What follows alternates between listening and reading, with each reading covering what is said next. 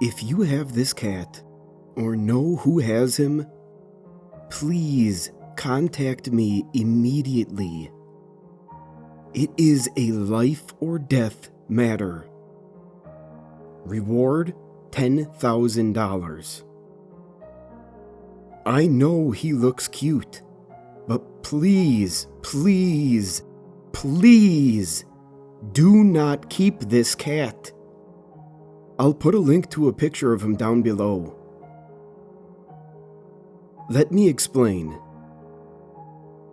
You've heard of cats who can predict death? There was one who went viral for sleeping on the beds of terminally ill hospice patients hours before they died, comforting them in their final hours. Malcolm is like that. 2 years old, black with white on his chest and below his belly so that he looks like he has a bib and underpants.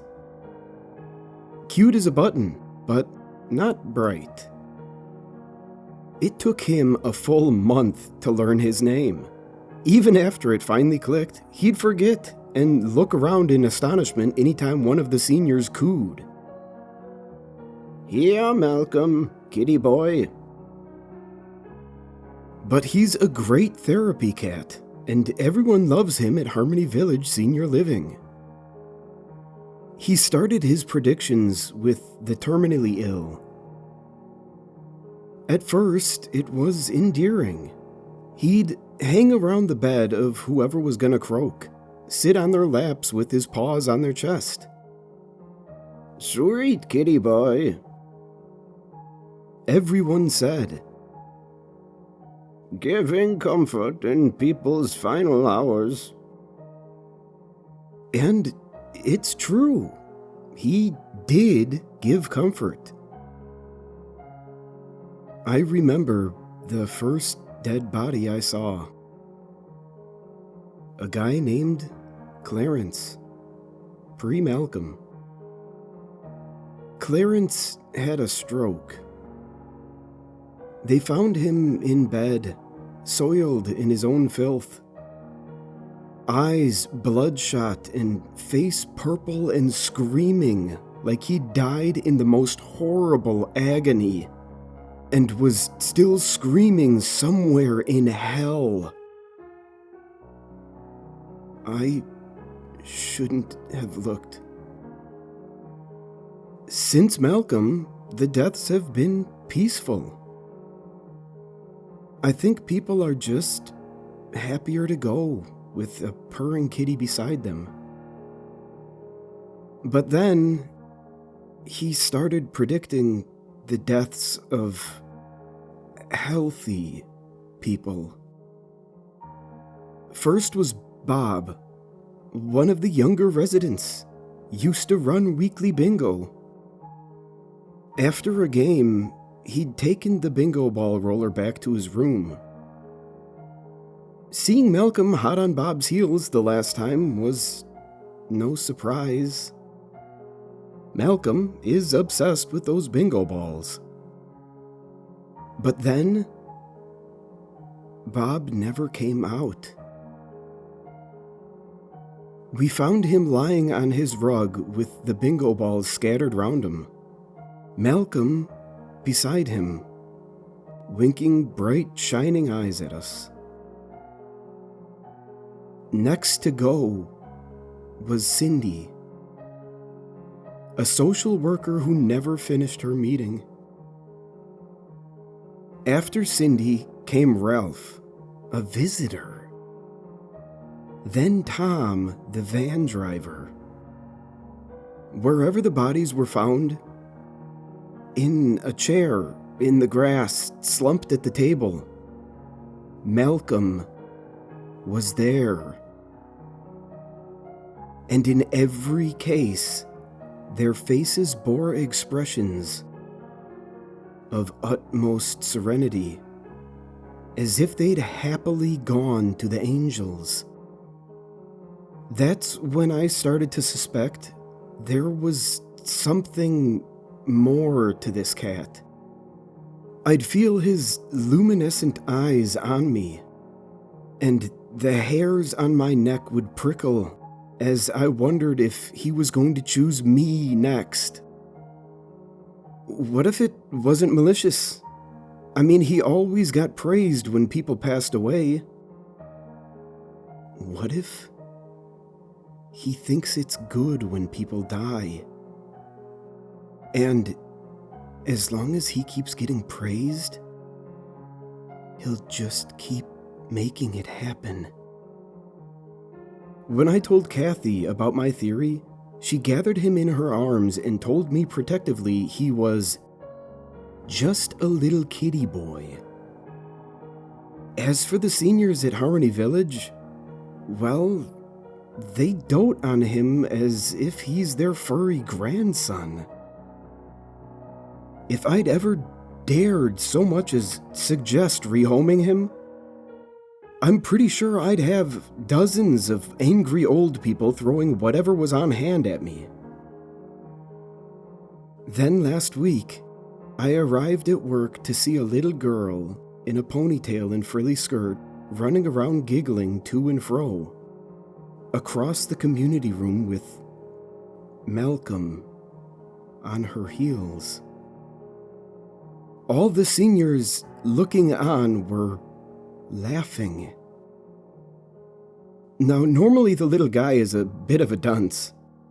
Thing is, he had this look. This ferocious concentration as he kept pace, never letting her out of his sight. I snatched him up and said it was kitty food time, but the seniors booed me. Reluctantly, I sat the squirming Malcolm back down. Meanwhile, the little girl used this distraction to make a break for it, running out the staircase as her great-grandmother cheered her on. Malcolm flew out in a blur. Seconds later, there was this thud. The girl's father, who'd been chatting with the staff about the care for his great-grandmother, rushed out to the staircase. I heard him screaming her name. I tried to keep the residents back. Her eyes were closed as if in sleep. But I knew she would never wake up again. I felt that hair-raising sense of being watched. The luminescent pinpricks of glowing eyes. I looked up.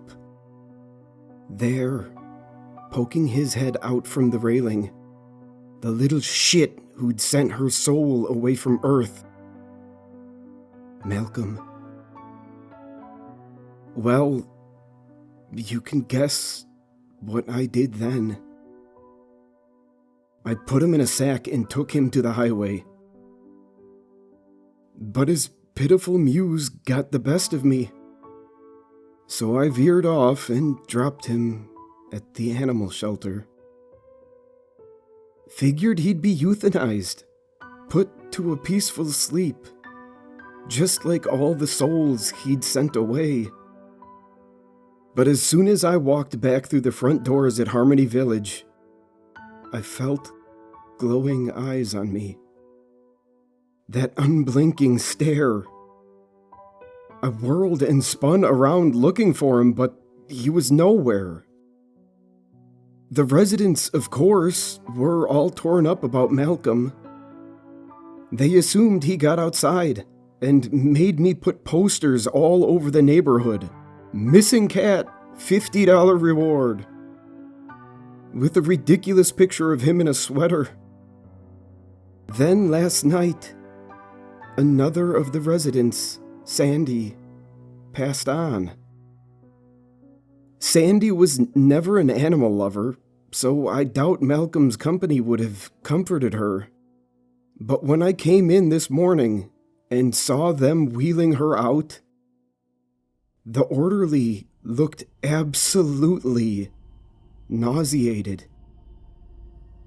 He told me not to look, said it was worse than Clarence.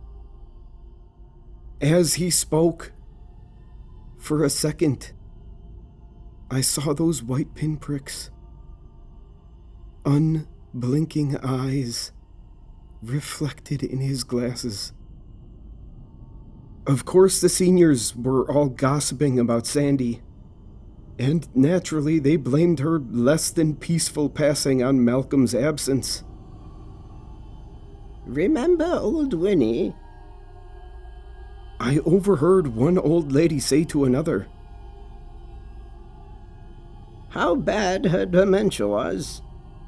She always talked about the eyes. The eyes. The woman motioned with 2 fingers representing eyes staring and staring at her. She was crazy. All that occult shit she was into. She wanted to curse Clarence. Remember how she stole his old shirt and used it in some ritual, trying to steal his soul? That's right before she lost it, talking gibberish about how they're not eyes but teeth. She said she couldn't send them back because they were too strong after Clarence. But she stopped all that talk when Malcolm showed up. Said he couldn't stop the deaths, but he is a good boy who could stop them from consuming more souls. And eventually they'd weaken and disappear. I was out the door rushing back to the shelter. But the animal shelter tells me they no longer have him.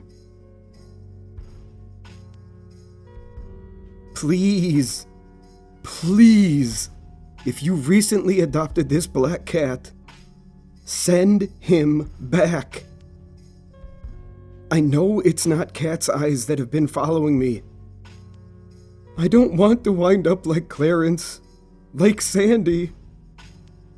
Face frozen in an agonized scream. See, I realize now why the eyes don't blink. The longer they stare, the more I see. Swirling around the glowing edges. Rows and rows of serrated points. The eyes don't blink because they're not eyes at all. They're teeth. And they're hungry.